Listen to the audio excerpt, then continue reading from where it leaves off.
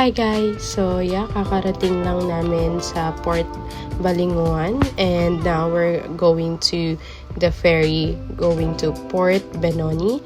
So ngayon naglalakad lang kami papunta sa sasakyan naming ferry and yeah, abangan nyo kami and I'm just so excited because si Troy it's also his first time na makakasakay ng barko. So masaya ako kasi nakikita ko siyang nakangiti and excited siya. As you can see, nag-video din siya kasi gusto niya makapture.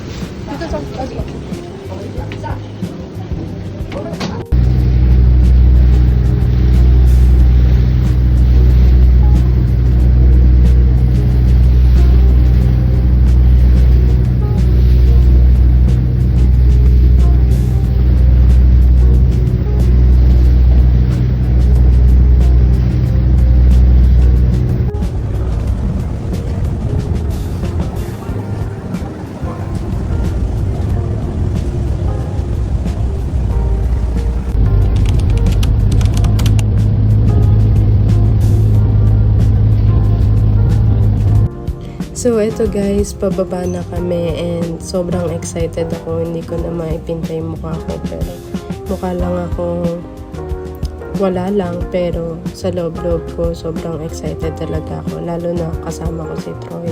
So, sana maging masaya and for sure mag-e-enjoy talaga ako dito sa trip namin. So, ayan, pababa lang kami and naantay lang rin namin na labas ang lahat ng tao.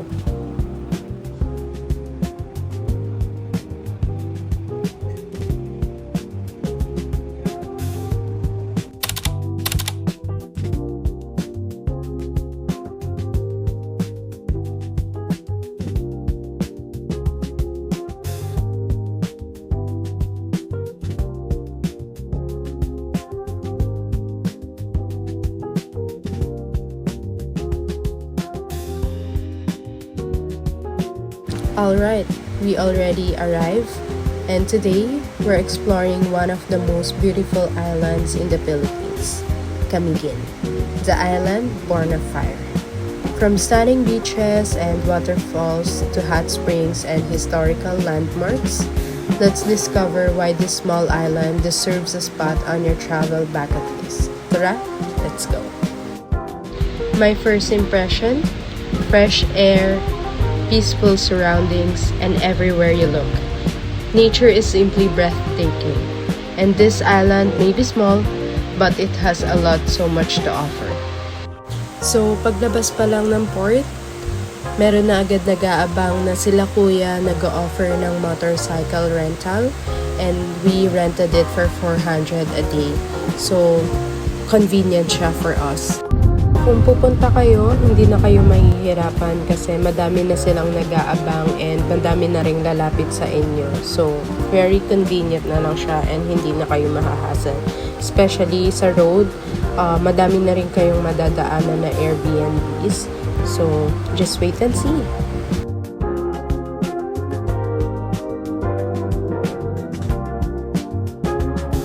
So ngayon, ang first stop namin is maghanap ng matutuluyan and yes, we are just doing a DIY. So along the way, naghahanap na kami ng mga pwede naming pagstayan and yeah, this is Nadivor, which is also one of the famous Airbnb in Camiguin.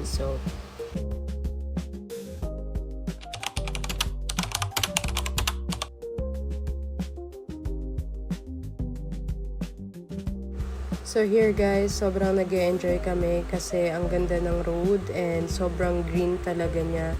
And finally, we arrive at Pagias Cottages here in Yumbing, Mambahaw sa Camiguin. So if you're looking for a budget-friendly place that's close to the island's top attractions, so this might be the perfect stay for you. Let's check it out together. So, since DIY kami, nabook lang namin tong Pagiyas Cottage for 1K per day. So, sobrang laki niya and spacious, and makikita niyo sa video. This is our stay for 2 nights.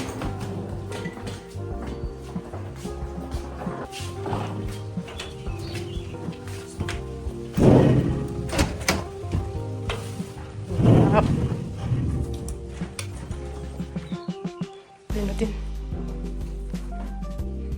Okay na din siya, guys. Maganda na din.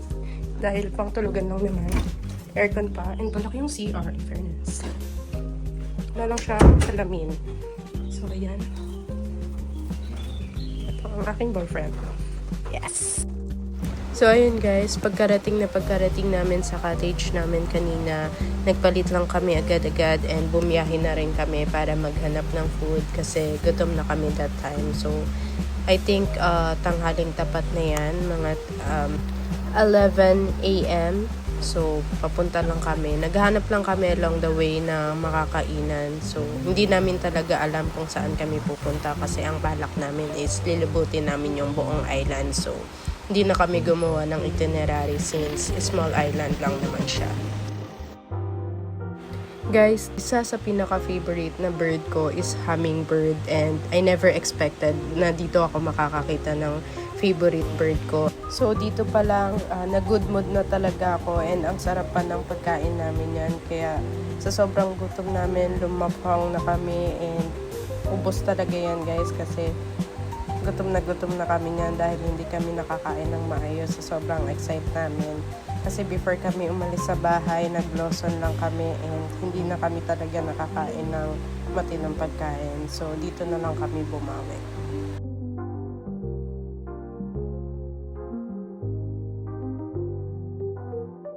Alright guys, right after this, we're now on our way to one of Camigin's most famous natural attractions, Katibawasan Falls. The drive itself is already part of the experience. Just look around. Lush greenery, fresh mountain air, and peaceful roads.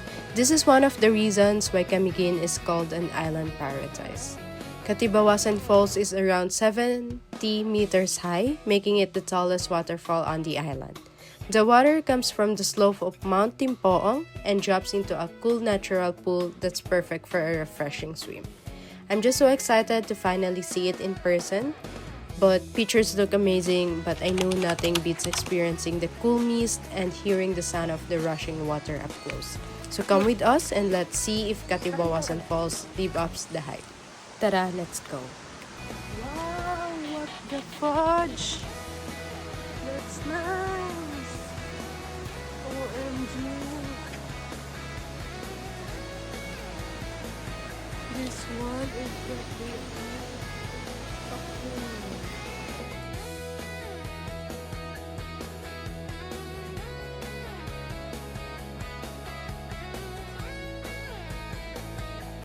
Wow!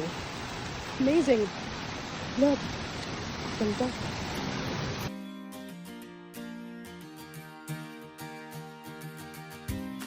Sobrang na-mesmerize ako guys, and I'm just so grateful na I can see it on my own eyes. And before anything else, picture taking muna. Of course, we have to capture this beautiful moment because the view is absolutely stunning. So now, let's head back down to the stairs and get closer to the falls. You can already hear the powerful sound of the water from here, and it's making me even more excited. Sobrang ganda talaga, and kung nandyan kayo, yung feeling niya is iba talaga. Sobrang refreshing, ang lamig, and nung una giniginaw pa ako niyan kasi nga di pa sanay yung katawan ko, pero para mas ma-enjoy ko siya, hinayaan ko na lang, and actually masakit nga yung ulo ko dyan, pero nawala siya after kong maligo dito sa falls na to, and sobrang saya talaga. Sobrang nag-enjoy ako, and this is one of those destinations where photos and videos don't fully capture how breathtaking it is. You really just have to experience it yourself. So ayan, nag-enjoy talaga ako, and may pasayaw-sayaw pa ako dyan. I just really appreciate the beauty of nature, and this is definitely one of the highlights of our Camiguin adventure. Bye! Katibawasan Falls! Yes! Kami lang ang tao dito. Wala kami dito ng kanan. Solid, lamig. Sarap. Well, hindi tapon yung 75 pesos na entrance. No? That's it, guys, with the Katibawasan Falls. It was such an amazing experience, and I'm just so glad we got to witness its beauty up close. After all the walking and exploring, a relaxing deep in a natural hot spring sounds absolute perfect. I'm so excited to experience the warm, soothing waters and just unwind while surrounded by nature. So let's hit the road and see what the Ardent Hot Spring has in store for us.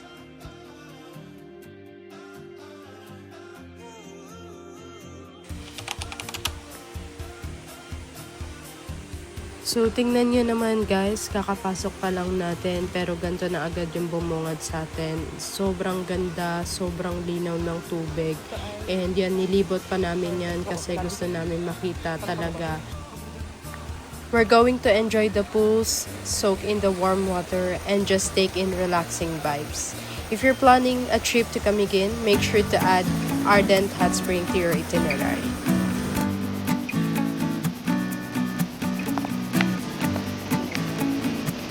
Kapag ko lang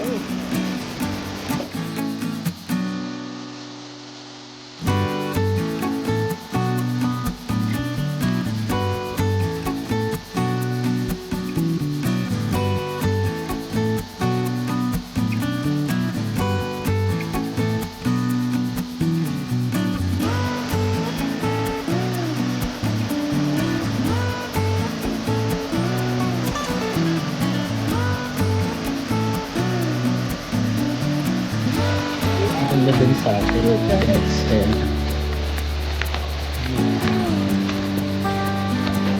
Gusto kami sa Ardent Hot Spring. Hindi ko na nabidyohan. Hindi pala nag-click kanina. Bisa. Ganda ng tubig mo. Hindi no? At it's na ang White Island. Tomorrow is another day.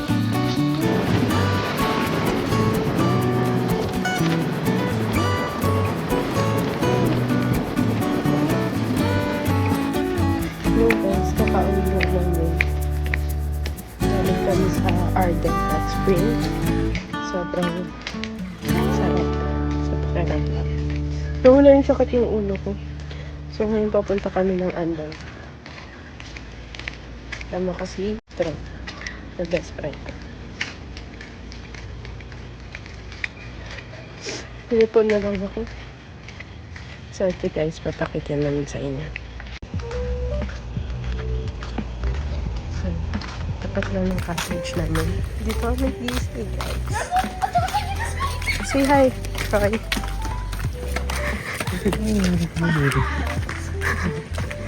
So ayan, ang ganda.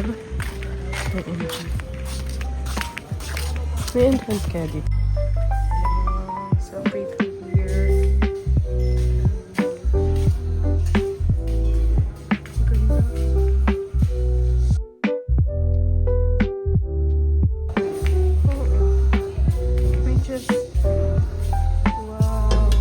And that's a wrap for a day one of our Camiguin adventure.